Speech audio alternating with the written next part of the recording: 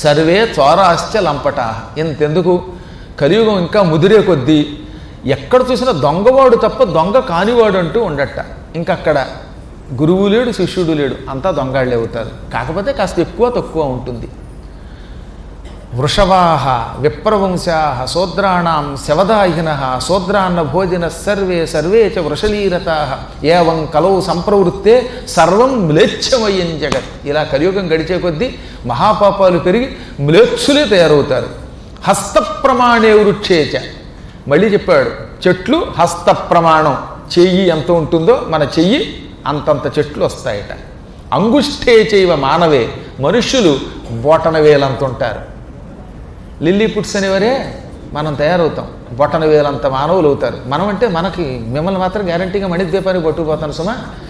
కాదండి గురువుగారు, ఈ అంగుష్ట ప్రమాణాన్ని చూడాలనుకుంటే మిమ్మల్ని కావాలంటే మళ్ళీ పంపిస్తాను, పంపిస్తే ఇంక అంతే, తర్వాత ఇష్టం. మీకు కలియుగంలో భవిష్యత్తులో ఎలా ఉంటుందో చూడాలనే కోరికుంటే దానికి తగిన ఫలితం ఇస్తాం. కానీ కాదు గురువుగారు, మీ పురాణం వింటున్నాం, మేము గురుభక్తి కలిగిన వాళ్ళం, మణిద్వీపానికి పోదామని కోరుకుంటే మాత్రం పట్టి కడతాను, లేదంటే చూడడానికి పంపించమన్నా పంపిస్తాను, అది వేరే విషయం. కానీ చెట్లు హస్త ప్రమాణం, మనుష్యులు అంగుష్ట ప్రమాణులు అవుతారు. బొటన వేలంత మనుషులు తయారైన వెంటనే మాత్రం అప్పుడు విష్ణుదేవుడు భూలోకానికి వస్తాడు. విప్రస్య విష్ణుయశసః పుత్రః కల్కి భవిష్యతి నారాయణ కళాంశ్చ భగవాన్ బలినాం వరః. ఈ జనులు బొటన వేలంత మనుష్యులు ఈ పుట్టడం మొదలుపెట్టాక, ఈనాటి మన బొటన వేలంత మనుష్యులు భవిష్యత్తులో పుట్టడం మొదలుపెట్టాక శ్రీ మహావిష్ణువు ఓహో ఇక కలియుగం ముదిరిపోయింది, ఇప్పుడు ధర్మ సంస్థాపన చెయ్యాలి అనుకుంటాడు. అందుకని ధర్మ సంస్థాపన కోసం ఆయన విష్ణుయసుడు అనే ఒక విప్రుడికి కొడుకై పుడతాడు. మహాబలవంతుడై పుడతాడు. ఆయన మాత్రం పొడుగ్గా ఉన్న శరీరంతో పుడతాడు, లంబ శరీరుడై పుడతాడు. తెల్లని గుర్రం ఒకటి వస్తుంది ఆయనకి, దీర్ఘకోటక వాహన. మళ్ళీ ఆ గుర్రం కూడా బలమైన పొడుగైన గుర్రం. ఆ గుర్రం తెల్లగా ఉంటుంది. ఆ గుర్రం ఎక్కి వస్తాడు.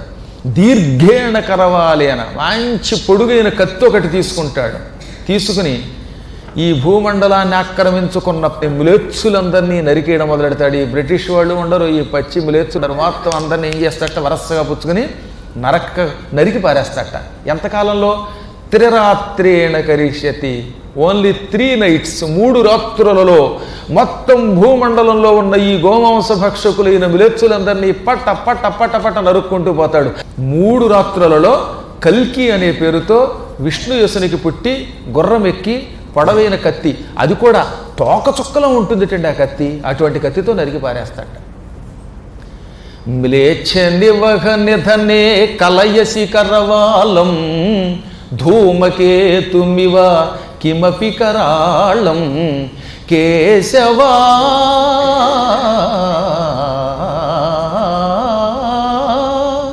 కేశవాధృత కల్కి శరీరా జయ జగదీశ హరే జయ జగదీశ హరే. భక్త జయదేవుడు అద్భుతంగా రాశాడు ఆయన.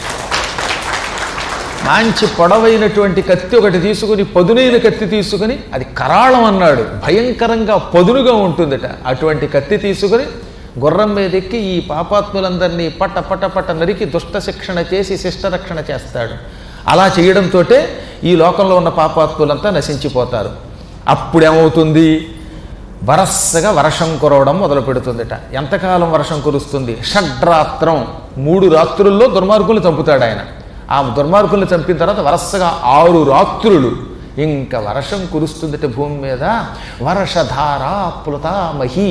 ఈ భూమండలం అంతా కూడా అతి భయంకరమైన వర్షంతో నిండిపోతుంది. ఆకాశమంతా నల్లని మేఘములు ఆవరిస్తాయి. ఆ మేఘములు పగలు రాత్రి అనే తేడా లేకుండా 6 రోజుల పాటు డే అండ్ నైట్, పగలు రేయి ఏకధాటిగా భయంకరంగా కుంభవృష్టి కురిపిస్తాయి. ఏనుగులు తొండంతో నీళ్లు విడిచిపెట్టినట్టుగా, కొండతో నీరు ద్రెమ్మరించినట్టుగా వర్షం కురిసి కురిసి కురిసి కురిసి భూమిని నాశనం చేసి పారేస్తుంది. ఈ భూమండలంలో పిడుగులు పడిపోతాయి. పెద్ద పెద్ద ఉల్కలు పడిపోతాయి పైనుంచి, గ్రహములు రాలినట్టుగా ఇంతంత వడగళ్ళ వాన కురుస్తుంది.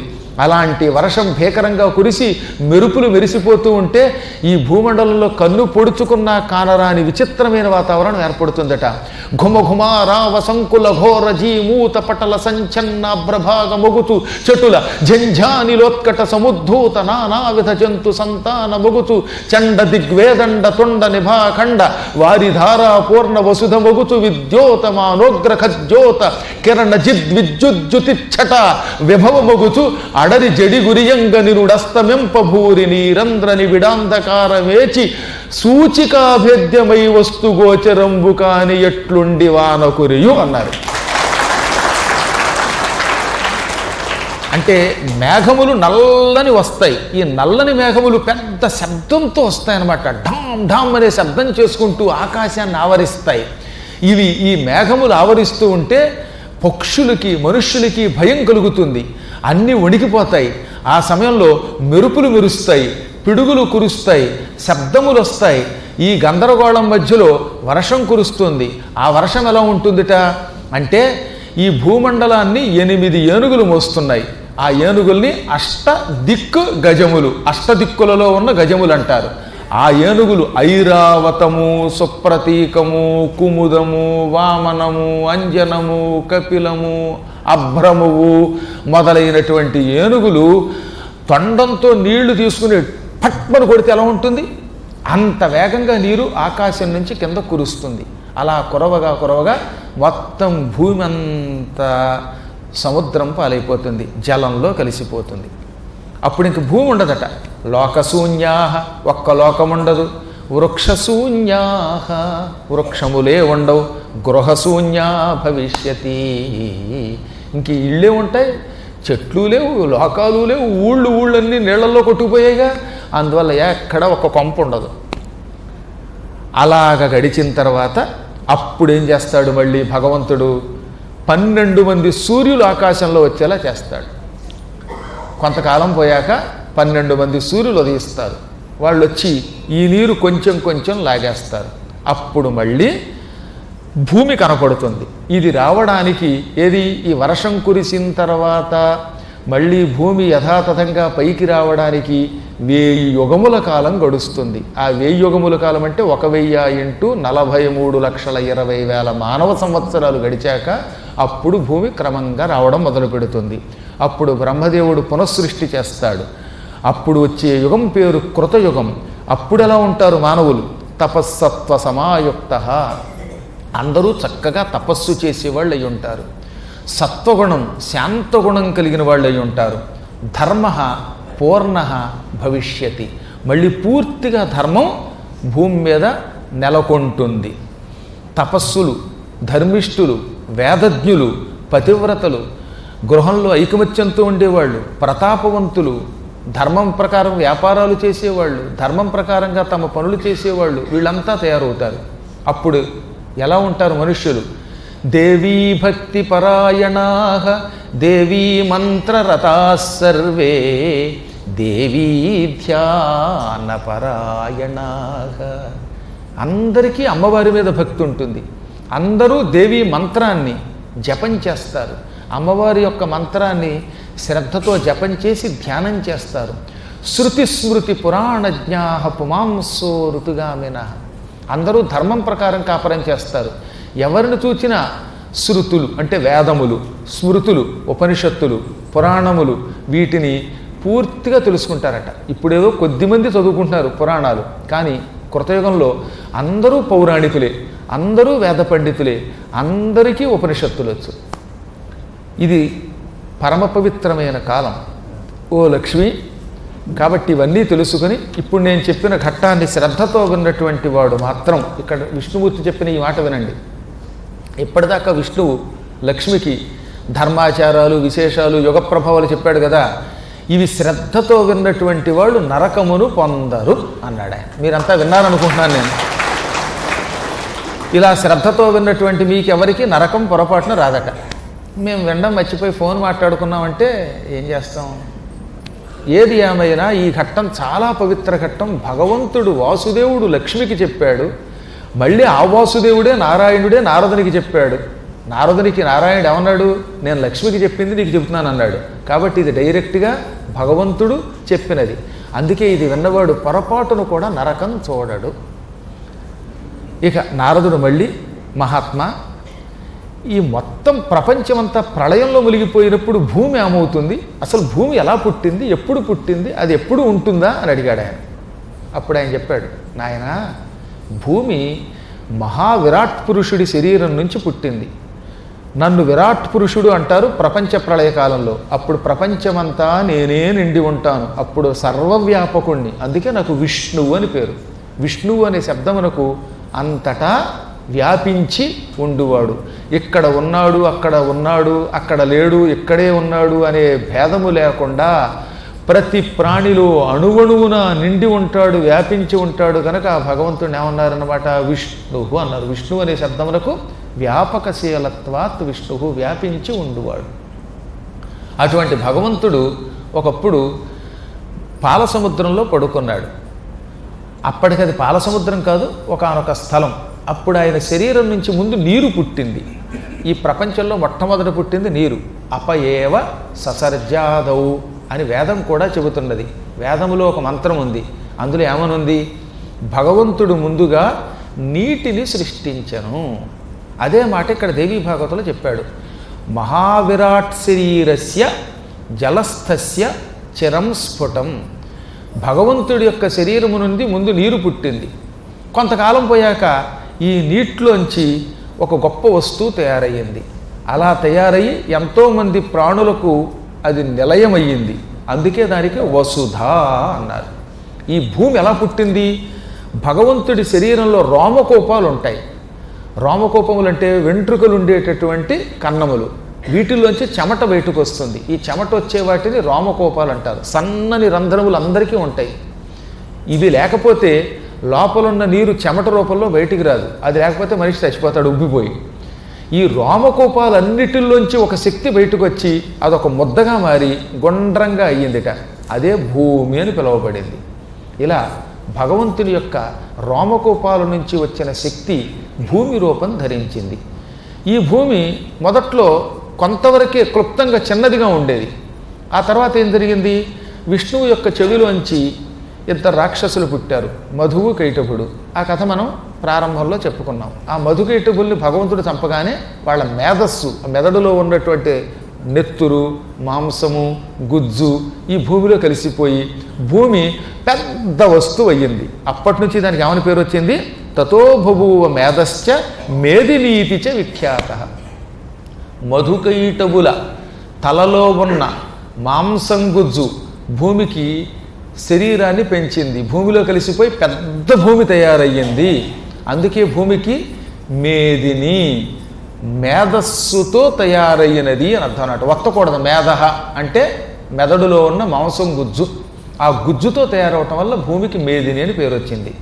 అప్పటి నుంచి భూమి చాలా పెద్దదైపోయి ఏదో ఇంత పెసర నేరేడు పండంత వద్ద ఉన్న భూమి ఇంత పెద్దదయ్యింది. ఈ భూమి ఎప్పుడూ ఉంటుంది. ప్రళయకాలంలో నీటిలో కలిసిపోతుంది, మళ్ళీ ఎప్పటికప్పుడు పైకి వస్తుంది. తెలియక కొంతమంది హిరణ్యాక్షుడు అనేవాడు భూమిని సముద్రంలో కలిపేశాడని చెబుతున్నారు. హిరణ్యాక్షుడు సముద్రంలో భూమిని ఏం కలపలవాడు, మహానికి వాడెక్కడ కలపడం. సముద్రంలో భూమి కలిసిపోతే ఆ భూమిని విష్ణువు రక్షించాడు వరాహ రూపంలో. పైకి తెస్తూ ఉంటే అప్పుడు ఆ పైకి తెస్తున్న విష్ణువుతో యుద్ధం చేసి ఈ భూమిని అపహరిద్దామని చూశాడు హిరణ్యాక్షుడు. అంతేగాని హిరణ్యాక్షుడు ఏం పాతాళానికి గంటలేస్తామా? మీరు ఇదివరకు భాగవతం కూడా విన్నారుగా. ఒకప్పుడు భూమిని సముద్రంలో మునిగిపోవటం వల్ల మళ్ళీ సృష్టి చేద్దామనుకున్న బ్రహ్మ భూమి లేదు, ఎలా ప్రాణులు సృష్టించటం అని విష్ణువుని ప్రార్థించాడు. అప్పుడు విష్ణువు బ్రహ్మగారి ముక్కులోంచి చిన్న సూక్ష్మమైన దోమంత రూపంతో పుట్టుకొచ్చాడు. ఈ దోమంత రూపంతో పుట్టుకొచ్చినవాడు విపరీతమైనటువంటి శరీరం పొందాడు. అది తెల్లని పంది, శ్వేతవరాహం. అలా వరాహ రూపం ధరించి, నేను నీ ప్రార్థన అంగీకరించి నీ ముక్కులోంచి పుట్టాను, నేను యజ్ఞవరాహాన్ని, శ్వేతవరాహాన్ని ఎప్పుడో సముద్రంలో కలిసిపోయిన భూమిని పైకి తెస్తాను అని సముద్ర జలాల లోపలికి వెళ్ళి అడుగున ఉన్న భూమి రక్షించని ఏడుస్తూ ఉంటే దాని రెండు చేతులతో ఎత్తుకుని పైకి వచ్చాడు. అలా పైకి వస్తూ ఉంటే అప్పుడు హిరణ్యాక్షుడు వచ్చి విష్ణువుతో యుద్ధం చేశాడు. విష్ణువు వాడిని చంపి ఈ భూమిని రక్షించాడు. అది కథ. అది పోయి హిరణ్యాక్షుడు పాతాళానికి గింటాడంటున్నారే అది అబద్ధం. ఎప్పుడు భూమి ప్రళయకాలంలో సముద్రంలో అడుక్కు వెళ్ళిపోతుంది. అలా వెళ్ళినప్పుడల్లా మళ్ళీ నేను దాన్ని పైకి తీసుకొస్తాను. విష్ణోరు వరాహరూపస్య పత్ని సా శృతి సమ్మత. వరాహరూపంలో ఉన్నప్పుడు విష్ణువునైన నేను భూమిని పైకెత్తాను. భూమి నా కోరల మీద ఉంది. అప్పుడు భూమి, ప్రభు నీ చేత రక్షింపబడ్డాను, భరించువాడిని భర్త అంటారు, నువ్వు నన్ను భరించావు గనక నువ్వు నా భర్తవి అని కోరింది. అప్పుడు ఆయన, ఈ రోజు నుంచి నేను విష్ణువుని కాదు భూవల్లభుణ్ణి అన్నాడు. అప్పటి నుంచి ఆయనకి విష్ణువుకి భూవల్లభుడు అని పేరు. శ్రీ భూవల్లభుడు అయ్యాడు ఆయన. భూదేవిని వరాహ రూపంలో భారీగా స్వీకరించాడు. స్వీకరించి ఎడం వైపు తొడ మీద ఒక్కొక్కసారి, ఎడం భుజం మీద ఒక్కొక్కసారి, కోరల మీద ఒక్కోసారి పెట్టుకుంటాడు. ఇలా పెట్టుకుని భూదేవిని కాపాడుతూ ఉంటాడు. అప్పటి నుంచి స్వామివారికి భూవల్లభుడు అని పేరు వచ్చింది. ఆ తర్వాత భూదేవికి ఒక కొడుకు పుట్టాడు. ఆయనే మంగళుడు. ఇవాళ మనం మంగళవారం అని పిలుస్తున్నామే. మంగళవారానికి అధిష్టాన దేవత కుజుడు భూదేవి పుత్రుడు. తత్పుత్రో మంగళోజ్ఞేయో. భూదేవి పుత్రుడు మంగళుడు లేక కుజుడు. కు అంటే భూమి, జ అంటే పుట్టాడు, కు జహ భూమికి పుట్టినవాడు. కానీ నిజానికి భర్త విష్ణువు. కుజుడు మాత్రం విష్ణువు వల్ల పుట్టకుండా శివుడి యొక్క చెమటని ఒకానొకప్పుడు భూదేవి మింగింది. అప్పుడు శివుడి యొక్క చెమట ఆవిడ గర్భంలోకి వెళ్ళి ఆవిడ గర్భం ధరించి ఒక కొడుకుని కన్నది. అతడే మంగళుడు. అందుకే శివపుత్రుడుగా భూపుత్రుడిగా కీర్తింపబడ్డాడు. ఈ మంగళుడికి అంటే కుజుడికి ఇంకొక కొడుకున్నాడు. వాడి పేరు ఘటేశుడు. ఎప్పుడూ కూడా కుజగ్రహమునకు నమస్కారం చేసినప్పుడల్లా పక్కనే వాళ్ళ అబ్బాయి కూడా ఉంటాడు. అందుకే కుజుడికి నమస్కరించినప్పుడు ఈ శ్లోకం చదువుకోవాలట. తత్పుత్రో మంగళో జ్ఞేయో ఘటేశో మంగళాత్మజ. ఈ శ్లోకం చదివితే లాభమేమిటి? కుజుడికి తన కొడుకంటే ఇష్టం. తనని స్తుతించినప్పుడల్లా తన పక్కన కొడుకును పెట్టుకుంటాడు. తనతో పాటు తన కొడుకు కూడా ఇందులో నమస్కారం ఉంది గనక, గౌరవం ఉంది గనక, నాయనలారా మీకున్న కుజ దోషములు తొలగిస్తున్నాను, మీ ఇళ్లలో పెళ్లి సక్రమంగా జరుగుగాక, మీకు భూమికి సంబంధించిన తగాదాలు తొలగి మీ భూమి మీకు వచ్చుగాక అని ఆశీర్వదిస్తాడు. కాబట్టి ఎప్పుడైనా నవగ్రహాలకు ప్రదక్షిణ చేస్తున్నప్పుడు కుజుడికి నమస్కారం చేసేటప్పుడు ఈ శ్లోకం చదువుకోండి. తత్పుత్రో మంగళోజ్ఞేయో ఘటేశో మంగళాత్మజ. కుజుడి యొక్క అనుగ్రహం లేకపోతే భూమి మనకు దక్కదు. కొంతమంది పాపం కష్టపడి స్థలం కొంటారు, కానీ ఆ స్థలం వాడికి దక్కదు, ఎవడో ఆక్రమిస్తాడు, లేదా రోజు కోర్టు కేసుల్లో తిరగాలి. కొందరికి పొలాలు ఉండవు, కొందరికి కొంపలు ఉండవు. కారణం కుజ అనుగ్రహం లేకపోవటమే. ఇప్పుడు ఈ శ్లోకం చదువుకుని కుజుణ్ణి తలుచుకుంటే మన పొలం, మన స్థలం, మన గృహం మనకు వస్తుంది. అలాగే కొంతమందికి రుణాలు ఎక్కువ. రుణ విముక్తి పొందడానికి కూడా ఈ కథ శ్రద్ధగా విని ఈ శ్లోకం కుజుని దగ్గర చదివితే అప్పుల్లోంచి విముక్తి పొందుతాం, మన సంపదలు మనకి దక్కుతాయి. ఈ విధముగా భూదేవికి సంబంధించిన కథ చెప్పగానే నారదుడు ఆనందించి, భూమిని ఎవరు ముందు పూజించారు, భూదేవికి ఏదైనా మంత్రం ఉన్నదా, భూమి మీద మనం ఏం చెయ్యొచ్చు ఏం చేయకూడదు, లోకశ్రేయస్సు కోసం చెప్పమన్నాడు. ఇప్పుడు నేను చెప్పేవన్నీ శ్రద్ధగా వినండి. శ్రద్ధగా వింటే మీకు ఎన్నో రకాల శుభ ఫలితాలు వస్తాయి. భూదేవి యొక్క అనుగ్రహం లేకపోతే మనం స్వర్గ నరకాలకి కూడా వెళ్ళలేం. భూదేవికి మనం తెలుసో తెలియకో ఎన్నో అపచారాలు చేస్తున్నాం. ఈ అపచారాల నుంచి విముక్తి పొందాలంటే ఇప్పుడు చెప్పే కథలు వినాలి. నారాయణుడు నారదునికి భూమికి సంబంధించిన విశేషాలు ఇప్పుడు చెప్పడం మొదలెట్టాడు. భూమిని ఎలా పూజించాలి, భూమి మీద ఏ పనులు చేయకూడదు, భూదేవి యొక్క మంత్రం ఏమిటి అని కదా నారదుడు అడిగాడు. వాటికి ఇప్పుడు జవాబుగా చెప్పాడు. భూమి ఎప్పుడూ స్త్రీ రూపంలో ఉంటుంది. అందుకే భూమిని భూమి అనకుండా భూదేవి అని పిలవాలి. ఈ భూదేవి పరమ పవిత్రమైన జగన్మాత, మహాలక్ష్మి స్వరూపిణి, లక్ష్మీదేవిలో ఒక భాగం. భూమికి వసుధ అని పేరు. వసు అంటే బంగారం, బంగారమునకు నిలయం. భూమిలో బంగారం ఉన్నది, అందుకని వసుధ లేక వసుంధర అన్నారు. వసువు అనే శబ్దమునకు బంగారం. కేవలం బంగారమే కాకుండా వసువు అనే శబ్దమునకు ప్రాణము అని కూడా అర్థం. భూమి ఉంటేనే మనకి ప్రాణం ఉంటుంది. భూమి లేకపోతే మనం బతుకుతామా? ఒకసారి నీళ్లలో దూకితే ఏమవుతాం? నల్ల చెరువులోకి వెళ్ళి ఇక్కడ దాకా ములిగితే ఆ తర్వాత తెల్లబోతాం మనం. కాబట్టి భూమి ఉంటే మనకి ప్రాణము నిలబడుతుంది. భూమి ఉంటేనే భూమి మీద ఉన్న మొక్కలు, పంటలు మొదలైన వాటితో మనకు ఆహారం వస్తుంది. ఆహారం తింటేనే మనకి ప్రాణం నిలబడుతుంది. ఈ విధంగా ఆహారముతో ప్రాణం నిలబెట్టేది భూమి. భూమి మీద ఉంటేనే మనం బ్రతకగలుగుతాం కనుక ప్రాణములు నిలబెట్టేది భూమి. అసలు భూమి అంటూ ఉంటేనే జీవి భూమి మీద పుడతాడు కనుక భూమి పుట్టుకకు కూడా కారణం. ఇన్ని కారణముల చేత భూమిని వసుంధర అన్నారు. ఈ వసుంధరని భక్తితో లేవగానే తలుచుకోవాలి. లేవగానే 2 చేతులతో భూమికి నమస్కారం చేసేటటువంటి వాడు భూదేవి అనుగ్రహం పొందుతాడు. వాడికి స్వగృహ ప్రాప్తి వస్తుంది. వాడి పొలం స్థలం దక్కుతుంది. పూర్వకాలంలో మంచం మించి లేవగానే ఒక్కసారి ఇలా చేతులు నలుపుకొని తన చేతులతో చూసుకుని అప్పుడు నేలకి నమస్కారం చేసేవారండి. భూమికి దండం పెట్టకుండా ఏ పని చేసేవారు కాదు. భూమికి లేవగానే నమస్కరించకుండా మలమూత్ర విసర్జన చేసేవాడు, ముఖం కడుక్కునేవాడు, స్నానం చేసేవాడు, ఆహారాలు తీసుకునేవాడు భూదేవికి ద్రోహం చేసినవాడు అవుతాట. అటువంటి వాడు చివరి రోజుల్లో రోగాలతో నశిస్తారు. వాళ్ళకి భూదేవి యొక్క అనుగ్రహం ఉండదు. అందువల్ల లేవగానే ఏం చేయాలన్నమాట, ముందు భూమిని తాకి నమస్కరించండి. ఆ తర్వాత ఏం చేయాలి, భక్తితో స్నానానంతరం అమ్మా భూదేవి, నీ వల్లే మేము ఆహారం స్వీకరిస్తున్నాం, నీ వల్లే సుఖంగా ఉంటున్నాం, నీవు మమ్మల్ని కాపాడు అని యథాశక్తిగా నమస్కరించాలి. భూదేవి మీద కొన్ని పనులు చేయకూడదట. ఏమేమిటది, ముక్తాం, ముత్యం డైరెక్ట్గా నేల మీద పెడితే ముత్యమును భూదేవి తట్టుకోదు. కాబట్టి ఆ వ్యక్తి మహాపాపి అవుతాడు. స్వయంగా భూదేవి కూడా ఆ మాట చెప్పింది ఒకసారి. ఈ రోజు నుంచి మీరు ఎప్పుడు భూమి మీద ఏం పెట్టచ్చో ఏం పెట్టకూడదో తెలుసుకోండి. ముత్యమును నేల మీద డైరెక్ట్గా పెట్టకండి. మరి ఎందులో పెట్టాలి, పళ్ళెంలోనో ఆకులోనో ఇంకెక్కడైనా పెట్టాలి.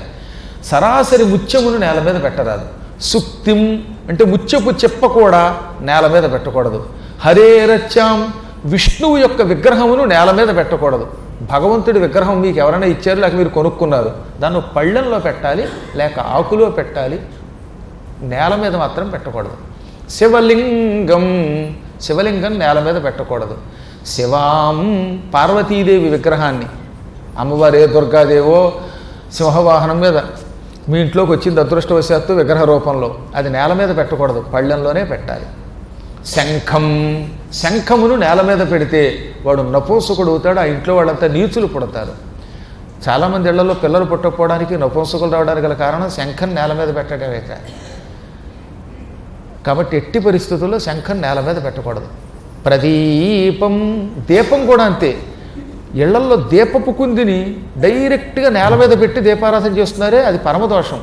దీపారాధన చేసేటప్పుడు ప్రమిదని ఏదైనా పళ్ళెంలోనో లేక ఆకు మీదో పెట్టాలి. ఇప్పటికి కూడా చెట్ల కింద దీపారాధన చేసేవాడు ఒక ఆకు తెచ్చి ఆకు మీద దీపం పెట్టాలి. అందులో వెండి బంగారపు కుందులు అస్సలు పెట్టకూడదు నేల మీద. ఎప్పుడు దీపం పెట్టినా దీపము కింద ఎట్టి పరిస్థితులలో కింద ఒక పళ్ళెం ఉండాలి, లేదా ఆకు ఉండాలి. ఒక్క మట్టి ప్రమిదిగా దక్కర్లేదు. అది మట్టే కనుక మట్టి ప్రమిదలలో దీపావళికి ప్రమిదలు తెస్తారే, ఆ ప్రమిదలకైతే మాత్రం నేల మీద పెట్టిన దోషం లేదు. కానీ ఇంకా ఏ లోహములో అయినా దీపం వెలిగించేటప్పుడు దాని కింద ఆకో పళ్ళెమో ఉండాలి.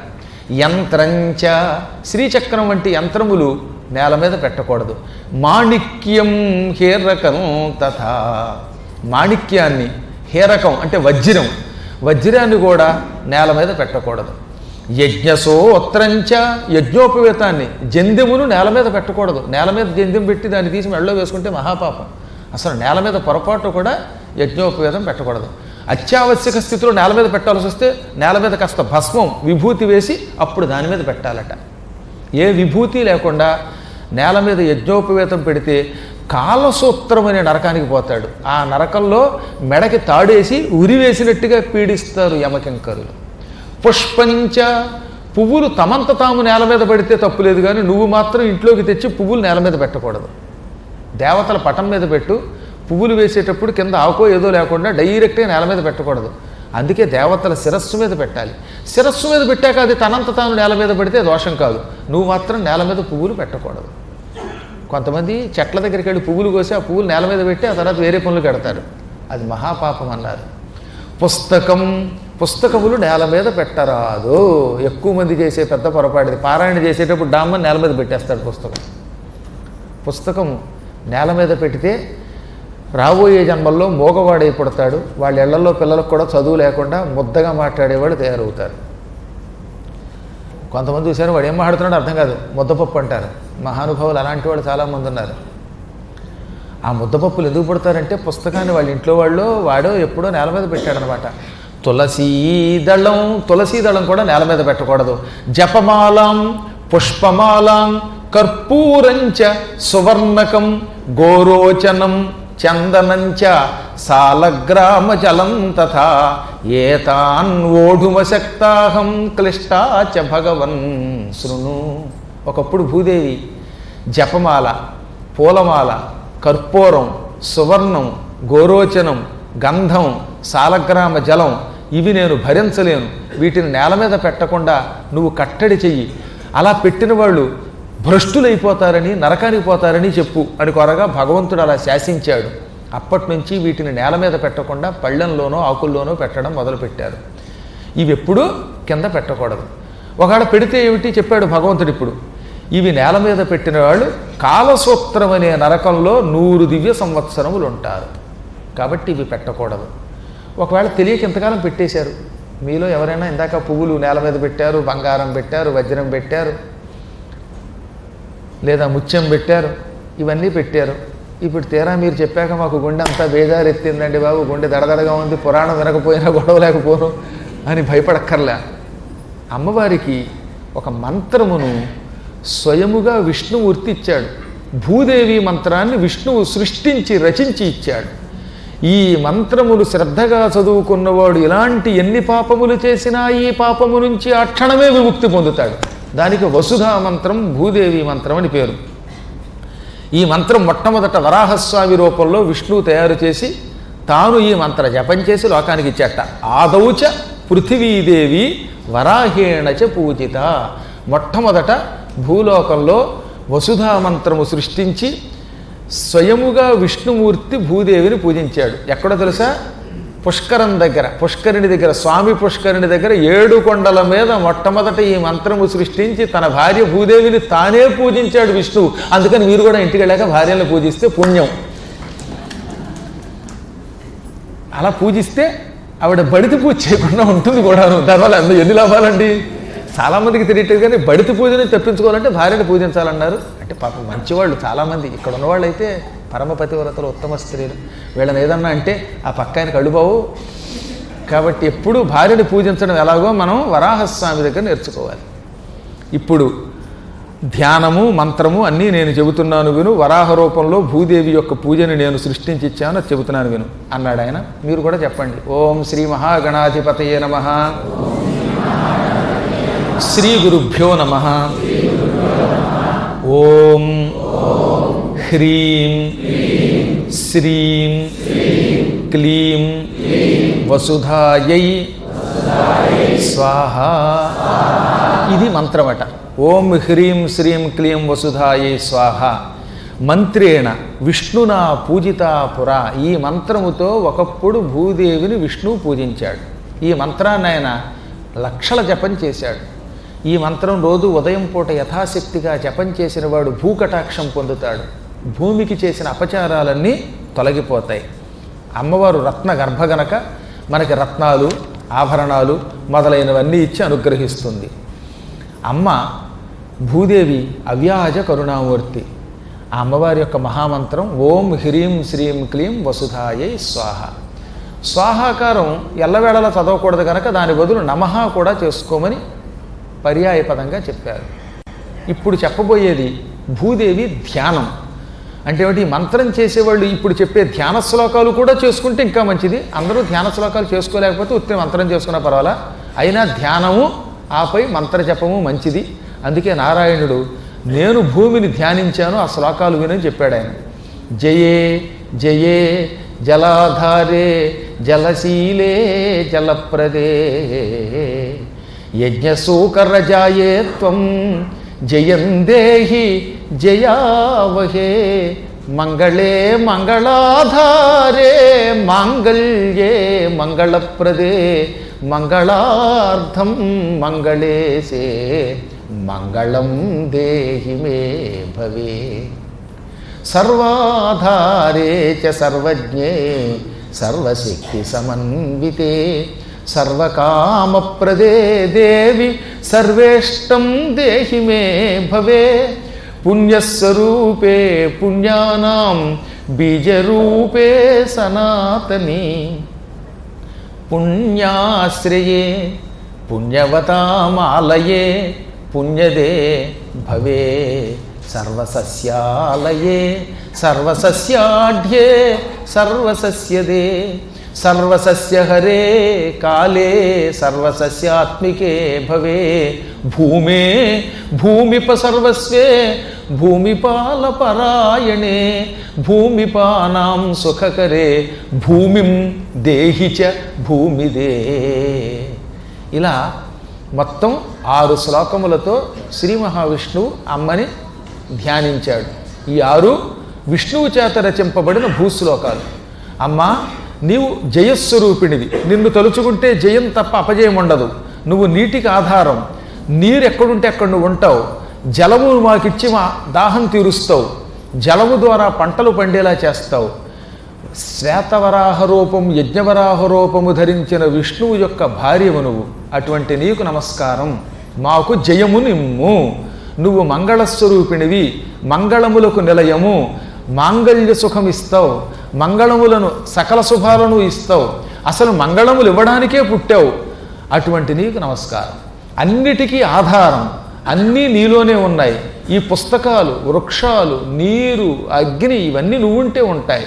ఇలా అన్నిటికీ అనేక కోరికలకి, పుణ్యములకు, పంటలకు నిలయం నీవు. భూమిని పరిపాలించాలన్నా, భూమి మీద యజ్ఞములు చేయాలన్నా, భూమి మీద ఇల్లు కట్టుకోవాలన్నా, భూమి మీద పంటలు పండించుకోవాలన్నా నువ్వు తప్ప ఇంకెవరూ ఇవ్వలేరు. ఇవన్నీ మాకిచ్చే నీకు నమస్కారం. ఇది విష్ణువు భూదేవి మీద రాసిన స్తోత్రం. ఈ స్తోత్రం యొక్క ఫలితం చెప్పాడు. ఇదంతా మీరు విన్నారనుకుంటున్నాను నేను. ఇదం స్తోత్రం మహాపుణ్యం ప్రాతరుత్థాయ యః పఠేత్ కోటి జన్మసు సభవేద్ బలవాన్ భూమిపేశ్వర.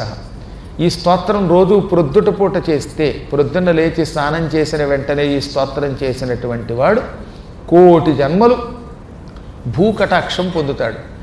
మానవుడికి మోక్షం అంత తేలిక కాదు. మోక్షం వచ్చినా అక్కడ భూదేవి వాడిని సేవిస్తుంది.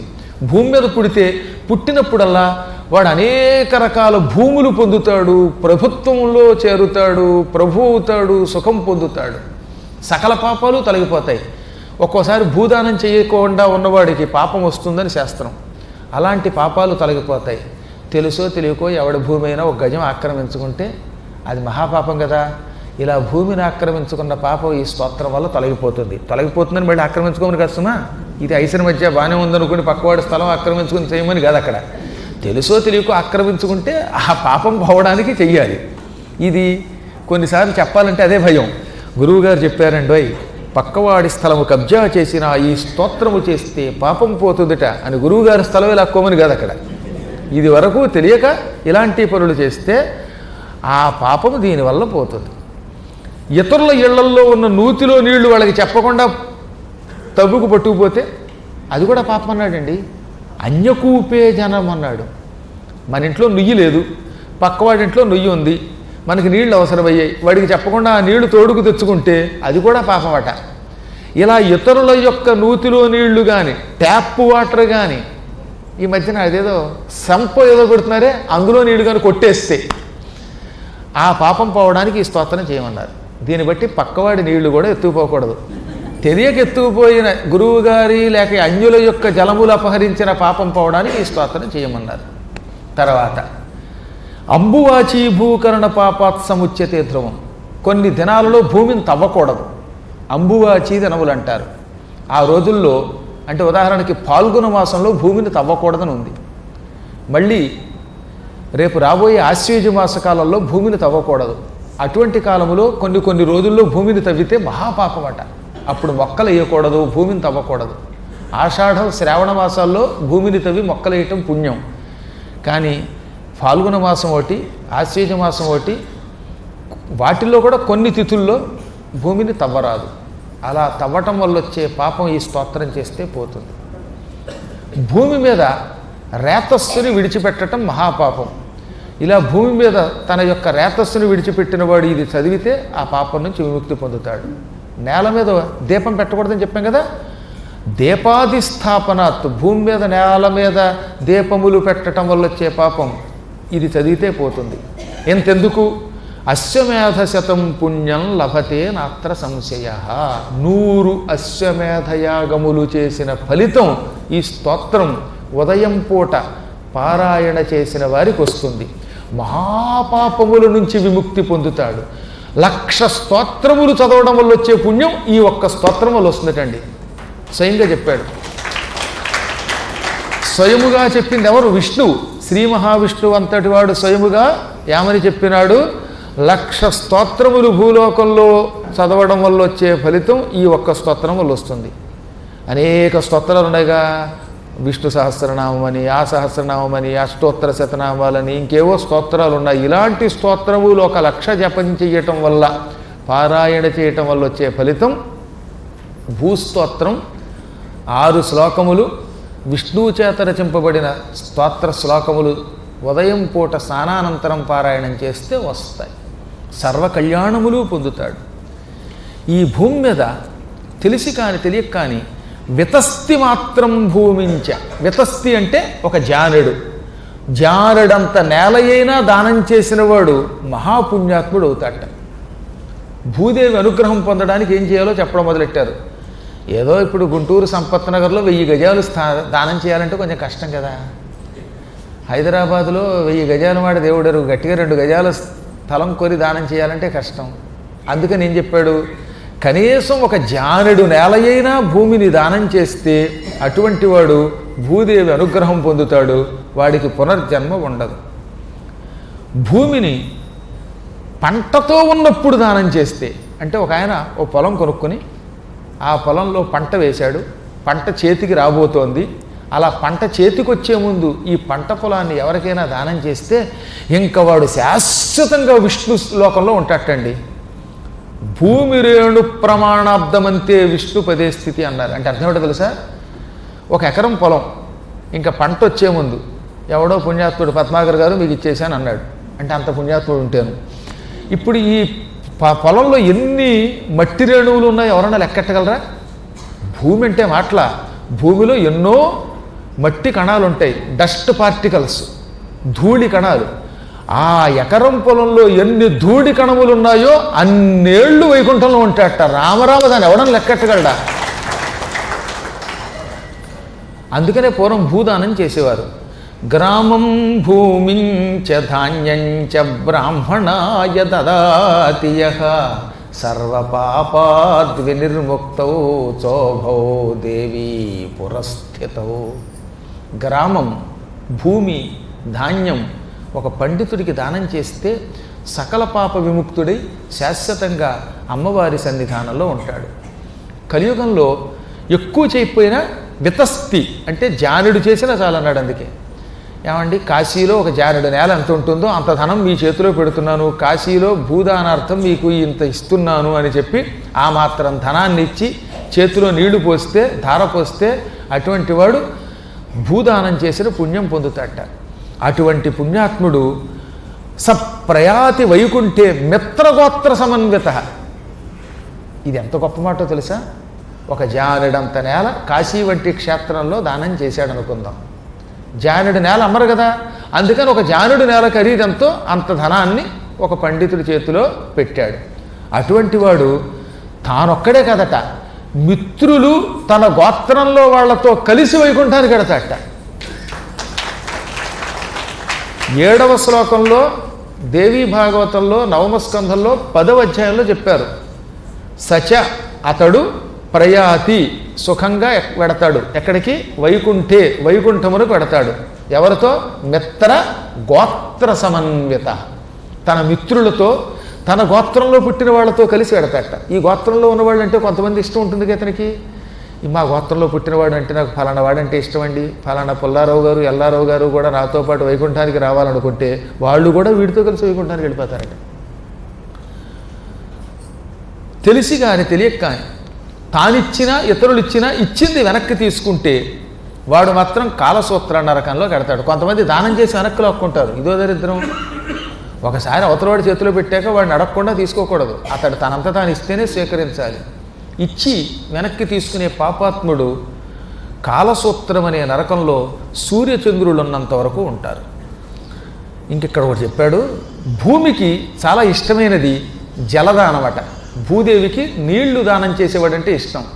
చలివేంద్రం పెట్టి ఈ చలివేంద్రము ద్వారా వేసవకాలంలో కొంతమందికి నీళ్లు దానం చేస్తారే, అటువంటి పుణ్యాత్ములు 1000 దివ్య సంవత్సరముల కాలం విష్ణువు చేత సన్మానములు అందుకుని అప్పుడు మణిద్వీపానికి కడతారట. ఏకంగా మణిద్వీపానికి వెళ్లే ముందు 1000 ఏళ్ళు విష్ణువు యొక్క సన్మానం పొందుతారట. 1000 ఏళ్ళు వైకుంఠంలో విష్ణువు యొక్క సత్కారం పొంది ఆపై వెళ్ళిపోతారట మణిద్వీపానికి. ఇది చలివేంద్రం యొక్క ప్రభావం, జలదానము యొక్క మహామహిమ.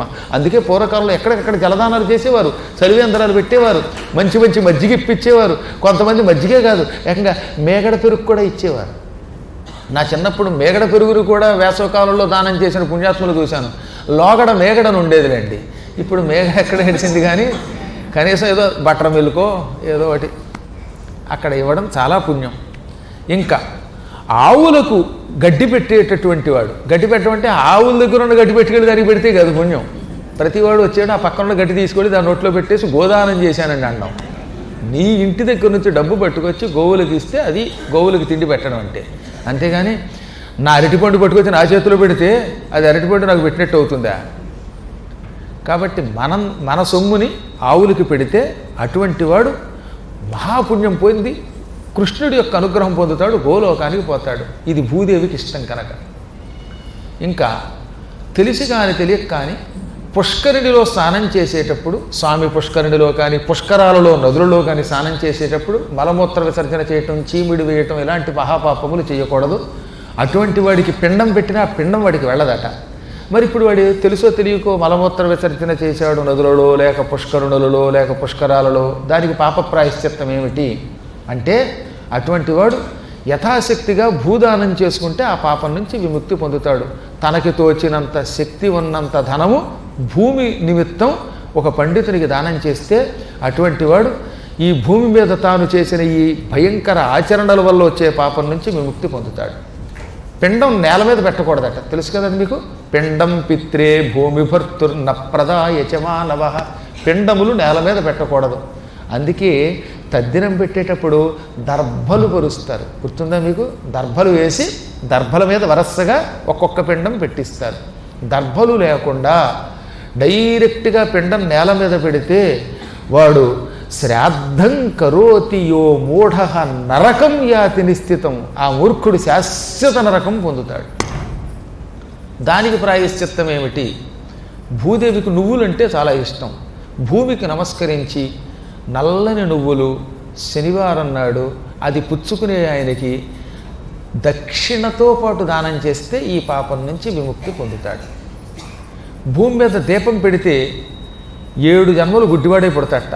సచ అంధ 7 జన్మసు. 7 జన్మలు గుడ్డాడవుతాడు భూమి మీద దీపం పెడితే. శంఖం భూమి మీద పెట్టిన వాడికి కుష్ఠరోగం వస్తుంది, తెల్ల మచ్చలు వచ్చేస్తాయి, ఒళ్ళంతా తెల్లబడిపోతుందంటే తెలియక శంఖమును మనం ఈ జన్మలోనో పూర్వజన్మలోనో నేల మీద పెట్టాం. ముత్యం, మాణిక్యం, వజ్రం, బంగారం, మణి ఇవి నేల మీద పెట్టినవాడు చత్వారం అనే జబ్బుతోటి గుడ్డితనంతో బాధపెడతాడు. శివలింగాన్ని పార్వతిని నేల మీద పెడితే ఈ పురుగులు తినేటటువంటి వాడు నోట్లోంచి పురుగులు పడేవాడు అవుతాడు. కొంతమందికి నోట్లోంచి పురుగులు పడతాయంటో, ఈ కర్మ అదేంటో తెలియదు. కానీ అలాగే పుళ్ళు వచ్చి పుళ్ళల్లోంచి పురుగులు వస్తాయి. దానికి గల కారణం ఏమిటి? శివలింగం, పార్వతీ విగ్రహం నేల మీద పెట్టడం. శంఖము, యంత్రము, శిలాతోయం అంటే సాలగ్రామం మీద నుంచి వచ్చే నీళ్లు, పుష్పం, తులసీదళం ఇవి నేల మీద పెడితే వాడు నరకంలో శాశ్వతంగా ఉండిపోతాడు. మరి వీటికి ప్రాయశ్చిత్తం ఏమిటి అంటే మహాత్ముడైనటువంటి ఒకానొక వ్యక్తికి వస్త్రము, పుస్తకము ఈ 2 దానం చేయాలి. చేసే ముందు భూమికి నమస్కరించి భూమి మీద మేము పెట్టకూడనివి పెట్టాం, ఆ పాప ప్రాయశ్చిత్తార్థం వస్త్ర పుస్తకములు ఇస్తున్నాము అనుకుంటే అటువంటి వాడు ఆ పాపం నుంచి విముక్తి పొందుతాడు. యజ్ఞోపవేతం నేల మీద పెడితే మహాభయంకర నరకం వస్తుంది. అటువంటి వాళ్ళు కీళ్లవాతాలతో, నొప్పులతో, ముక్కుకి సంబంధించిన రోగాలతో యాతన పడతారు. ఎక్కువ దగ్గు జలుబు బాగా వస్తున్నాయంటే ఈ యజ్ఞోపవీతం వంటివి నేల మీద మనం ఒకప్పుడు పెట్టామన్నమాట. ఈ పాప ప్రాయశ్చిత్తానికి యజ్ఞోపవీతము సువర్ణముతో కలిపి ఎంతో కొంత బంగారంతో, బంగారం అంటే మళ్ళీ బతికి ఒక ఆవిడ బంగారం చేతిలో పెట్టేది టైంకి, ఆయన బంగారం మీద వెతికి వెళ్ళండి. అలా కాకుండా కొంచెమైనా కనపడేలాగా సువర్ణముతో యజ్ఞోపవీతం దానం చేస్తే ఆ పాపం నుంచి విముక్తి పొందుతారు. ఇది భూమికి సంబంధించిన విశేషములు అని శ్రీ మహావిష్ణువు భూ సంబంధమేనో చెప్పాడు. ఇప్పుడిక గంగానది యొక్క మాహాత్మ్యాన్ని చెప్పడం మొదలుపెట్టాడు ఆయన. ఇది కూడా శ్రద్ధగా వినండి. భగవంతుడికి చాలా ఇష్టమైనది గంగ. ఒకప్పుడు శ్రీ మహావిష్ణువు పాదముల నుంచి గంగ పుట్టింది. ఈ గంగ హిమాలయ పర్వతాల్లో పడింది, శివుడి శిరస్సుకి చేరింది, అక్కడి నుంచి శివ జటాజూటం నుంచి పడింది, క్రమంగా ప్రవహించి ఎన్నో నదీ నదాలు త్వరలో కలుపుకున్నది.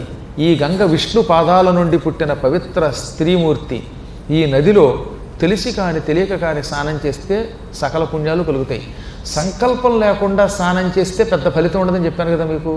కానీ ఒక్క గంగకి మాత్రమట హరిద్వారం దగ్గర, అంటే ఇవాళ మనందరం ఢిల్లీ నుంచి హృషికేశం వెడుతూ ఉంటే కనపడుతుంది హరిద్వారం. సప్త మోక్షపురాల్లో ఒకటి, దాని పేరు మాయాపురం. హరిద్వారం దగ్గర, సుఖస్థలం దగ్గర, వారణాసిలో ఉన్నటువంటి స్నానఘట్టాల దగ్గర ఇక్కడ సంకల్పం లేకపోయినా మౌసల స్నానమాచరేత్ అన్నాడు. అలాంటి స్నానం చేసినా ఫలితం వస్తుందిట. మళ్ళీ జాగ్రత్తగా వినండి. సంకల్పం చెప్పుకోకుండా, ఆచమనం లేకుండా, గురుధ్యానం చేయకుండా స్నానం చేస్తే వేస్ట్ అయిపోతుందని చెప్పాను కదా ప్రారంభంలో మీకు. ఎందుకంటే నదిలో దేవత ఉండదు, ముఖ్యంగా కలియుగంలో.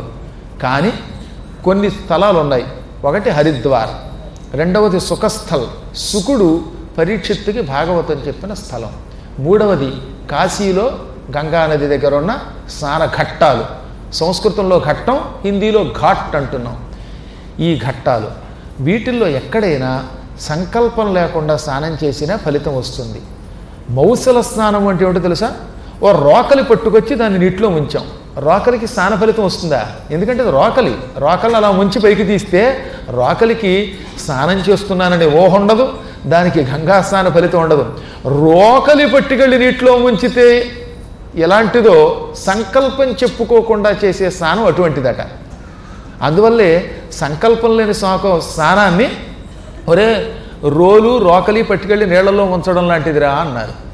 అయినప్పటికీ ఒక్క హరిద్వారము, సుఖస్థలము, కాశీక్షేత్రంలోనూ గంగలో స్నానం చేస్తే వాడు రోలు ములిగినట్టుగా ములిగినా, రోకలిలా ములిగినా వాడికి మహాఫలితం వస్తుంది.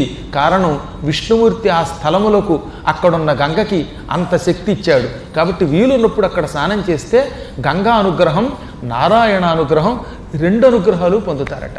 ఏమేమి స్థలాలు మళ్ళీ గుర్తుపెట్టుకోండి: హరిద్వారం, సుఖస్థలం, కాశీక్షేత్రంలో ఉన్న గంగా ఘట్టాలు.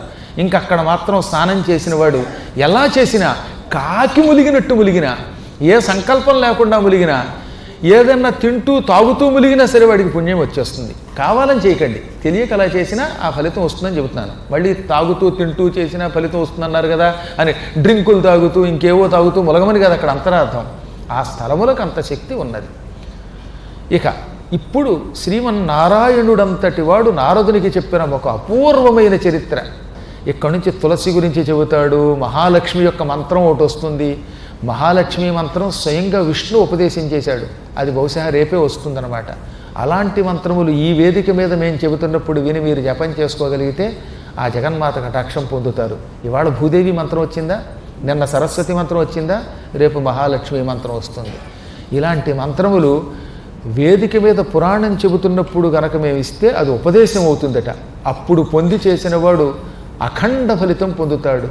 సాధారణముగా పొందే మంత్రోపదేశము కంటే పురాణము చెబుతున్నప్పుడు గురువుల నోటి నుంచి వచ్చే మంత్రోపదేశం ఎక్కువ శక్తివంతంగా ఉంటుంది. అందుకే అవకాశాన్ని సద్వినియోగం చేసుకోండి.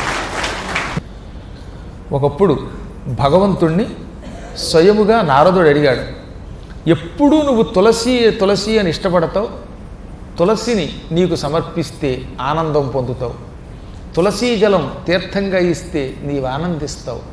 అసలు ఈ తులసి ఎవరు? తులసికి సాలగ్రామానికి సంబంధం ఏమిటి? నిత్యం భక్తులు తులసి తులసి తులసి అని తులసిని కలవరిస్తారు. ఇళ్లల్లో తులసి కోటలు పెట్టి పూజిస్తూ ఉంటారు. తులసి మా తల్లి అంటూ ఉంటారు, అటువంటి తులసి యొక్క చరిత్ర చెప్పు అని అడిగాడు నారదుడు. అప్పుడు ఆయన చెప్పడం మొదలుపెట్టాడు. పూర్వం గోలోకంలో రాధాదేవి యొక్క చెలికత్తి ఒక ఆవిడ ఉండేది. ఆ చెలికత్తి పేరు బృంద. ఆవిడే బృంద అనే పేరుతో వనం అయ్యింది వాళ్ళ. అదే బృందావనం అంటే. బృంద అని రాధాదేవి యొక్క చెలికత్తి ఉండేది. ఈ చెలికత్తె రాధామాధవుల్ని నిరంతరం భక్తితో పూజించేది. ఇక రాధన్న మాధవుడన్నా ఆవిడికి చాలా ఇష్టం. ఇంత అంతా కాదు, రాధామాధవుల్ని తలుచుకుంటే పులకించిపోయేదిట. ఒకసారి శ్రీకృష్ణ పరమాత్మ ఒక గానం చేశాడు. ఆ గానం చాలా మనోహరంగా ఉంటుంది. కృష్ణుడు పాడితే ఎలా ఉంటుంది? మామూలు మానవులం మేము పాడితేనే మీరు ఓహోహం చప్పట్లు కొట్టేస్తున్నారే ఇంతోటి బోడి గానానికి. పరమాత్ముడు కృష్ణుడు పాడుతూ ఉంటే చెట్లు చిగురించేవి, ఎండిపోయిన చెట్లు. బృందావనంలో కృష్ణుడు మురళీగానం చేస్తే ఎండిపోయిన చెట్లకు ఆకులు వచ్చి బతికాయి, చచ్చిపోయిన చెట్లు బతికాయి. రాళ్ళు కరిగేవి, పాములు కూడా నాట్యం చేసేవి. అంత మధురంగా పాడతాడు ఆయన. అందుకే ఆయన మాటలు విని, ఆయన గానం విని, ఆయన్ని కౌగిలించుకున్న గోపికలు ఇంకా జీవితంలో మరో వస్తువు దగ్గరికి వెళ్ళలేరట. అందుకనేగా భక్త జయదేవుడు ఎంత బాగా రాస్తాడండి ఆయన. యా రమితా వనమాలినా సఖీ యా రమితా వనమాలినా సజల జల్లద సముదయ రుచిరేణ దళతిన సా హృది విరహ భరేణ సకల భువన జన వరతరుణేన రుజతి నసా వహతి నసా రుజమతి కరుణేన యా రమిత వనమాలిన. యా ఏ గోపిక వనమాలిన శ్రీకృష్ణునితో రమిత క్రీడించిందో, అంటే కృష్ణుడితో రాసక్రీడ ఆడినటువంటి గోపిక ఆయన లేకపోతే ఏ వస్తువుని చూచినా అసహ్యించుకుంటోందట. దానికి ఉదాహరణ చెప్పారన్నమాట. సజల జలద సముదయ రుచిరేణ. శ్రీకృష్ణుడు నల్లని మేఘం వంటి ఆకారం కలిగినవాడు. నీలమేఘఛాయ శరీరుడైన కృష్ణుడు దగ్గర లేకపోతే హృదయమంతా విరహంతో నిండిపోయి, హృదయమునందు విరహభరేణ విరహముతో నిండినతై ఏమైందవిడ? ఏడుస్తోందిట. కృష్ణ నీ రూపము కనిపించకపోతే నేను బతకలేను అని గెజగెజ కొట్టుకుంటోందన్నాడు. కృష్ణుడు కనపడకపోతే ఒక గోపిక కృష్ణ నీవు లేకపోతే ఉండలేకపోతున్నాను అని విరహముతో దళతి కదిలిపోయి కంపించిపోతోంది. మరొక ఆవిడేం చేసింది? కృష్ణుడు లేకపోవటం వల్ల రుజం అతి కరుణేన ఎంతో జాలిగా నువ్వు లేకపోతే నేను అన్నం తినలేను బ్రతకలేనని ఏడుస్తోంది. ఒక ఆవిడ కంపించింది, ఒక ఆవిడ ఏడుస్తోంది కృష్ణుడు లేకపోతే. ఎందుకంటే కృష్ణుడు లేకపోతే ఆయన గానం వినపడదు, ఆయన గానం వినకపోతే వాళ్ళు ఉండలేరు. ఎందుకంటే ఆయన గానము అంత మనోహరమైనది, రాళ్లని కూడా కరిగించే సమ్మోహనాస్త్రం కృష్ణుడి యొక్క గానం అంటాడు ఆయన. అటువంటి కృష్ణుడు పాడుతూ ఉంటే బృంద అని పేరు కలిగిన సుందరీమణి అలాగే కృష్ణుడి యొక్క గానం వింటూ తనను తాను మరిచిపోయింది. ఎంత అదృష్టవంతులండి వాళ్ళు. గోలోకంలో కృష్ణుడి యొక్క గానం విన్న గోపికలంతా ఎంతో సుకృతం చేసుకుని గోపికలై పుట్టారు. రాధామాధవులతో పాటు కూర్చోగలిగారు. ఇంతలో రాధ కృష్ణుడికి కాళ్ళు కడగాలి, నీళ్లు తీసుకురా అంది బృందని. బృంద జలం ఆనీయతాం అన్నది. పాపం కృష్ణుడి యొక్క పాట విని మైమరిచిపోయిందిగా. అందుకని ఈవిడ మోటార్ వేయలేదు, బకెట్తో నీళ్లు పట్టలేదు. కృష్ణుడి కాళ్ళు కడగడానికి నీళ్లు పట్టడం మర్చిపోయింది, నీళ్లు తేలేదట. గోలోకంలో ఒక అద్భుతమైన నది ఉంటుంది. ఆ నదికి కాళింది అని పేరు. ఆ కాళింది యొక్క రూపమే భూలోకంలో యమున. యమునన్నా కాళింది అన్న ఒకటే. అక్కడున్న నదే ఇక్కడికి వచ్చింది. కాకపోతే అక్కడ నది పవిత్రం, ఇక్కడికి రాగానే ఫ్యాక్టరీ నీళ్ళు అందరూ కలిపి కాలుష్యం చేసేసాము. కాళింది జలం తీసుకురా కృష్ణుడి కాళ్ళు కడగాలంటే ఈవిడ తన్మయత్వంతో అలా కూర్చుని ఉండిపోయిందిట. బృంద జలం అన్నది రాధ. బృందా లేదు నా బొందా లేదు అన్నట్టుగా ఉంది ఆవిడ. మళ్ళీ నీళ్ళు అన్నది, పలకలేదు. దాంతో రాధ కోపం వచ్చింది. పరమాత్ముని కాళ్ళు కడగడానికి నీళ్లు తెమ్మంటే ఆయన మీద ఉన్న ప్రేమతో విరహంతో నీళ్లు తేకుండా నిన్ను నువ్వు మరిచిపోతావా? పరమాత్ముడి దగ్గర ఎంత విరహంతో ఉన్నప్పటికీ సేవే కదా. సేవ చేయలేదు కనుక నువ్వు భూలోకంలో మానవ స్త్రీగా పుట్టి రాక్షసుని పెళ్లి చేసుకో పో అన్నది. దాంతో తెల్లబోయి శాపానికి మాత్రం ఉలిక్కిపడిందిలేండి. తిట్లు తింటే అందరికీ ఉలికిపాటు వస్తుంది కదా. అందుకని ఉలిక్కిపడి, అమ్మా రాధ ఇంత కఠోర శాపం పెడతావా? కృష్ణుడి పాట వినకపోతే క్షణం బ్రతకలేని నాకు ఇంత తీవ్ర శాపం ఇస్తావా? శాపాన్ని ఉపసంహరించు అనగా రాధ జాలిపడి, అమ్మాయి నీకు ఈ శాపం ఇవ్వడానికి ఒక కారణం ఉన్నది. నువ్వు భూలోకంలో తులసి అనే పేరుతో ఒక రాజుగారికి ధర్మధ్వజుడు అనేవాడికి కూతురుగా పుడతావు. శంఖచూడుడనే ఒక రాక్షసుడిని పెళ్లి చేసుకుంటావు. ఆ తర్వాత నువ్వు తులసి అనే పేరుతో ఒక గొప్ప మొక్క అవుతావు. నీ శరీరం ఒక నది అవుతుంది. నువ్వు ప్రపంచానికి ఉపయోగపడతావు. ఈ కృష్ణుడి దగ్గర ఒక చెలికాడు ఉన్నాడు. ఆ చెలికాడి పేరు సుధాముడు. వాడు చాలా ఉత్తముడు. వాడు కూడా ఇలాగే కృష్ణుడికి గంధం పూయడానికి గంధం తెమ్మంటే తేకుండా కూర్చున్నట్ట.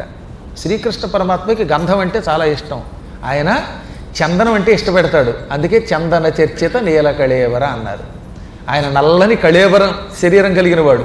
ఆ నీల కళేబరం మీద చందన చర్చిత గంధం పుయ్యబడింది. చర్చితము అంటే పుయ్యబడ్డం. చందన చర్చిత నీల కళేబర పీతవసన వనమాలి. ఆయన పీతవసనుడు, పసుపు పచ్చని బట్ట కట్టుకుంటాడు.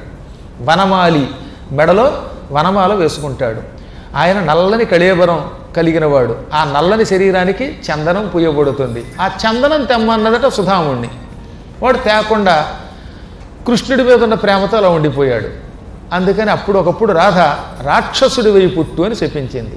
వాడు ఏడిస్తే రాక్షసుడి వై పుట్టి కూడా భవిష్యత్తులో మా దగ్గర నుంచి వచ్చిన ఒక కారణ జన్మురాన్ని పెళ్లి చేసుకుంటావు, తద్వారా మీరిద్దరూ తరించి మళ్ళీ కృష్ణుడి దగ్గరకు వస్తారు అని వరం ఇచ్చింది.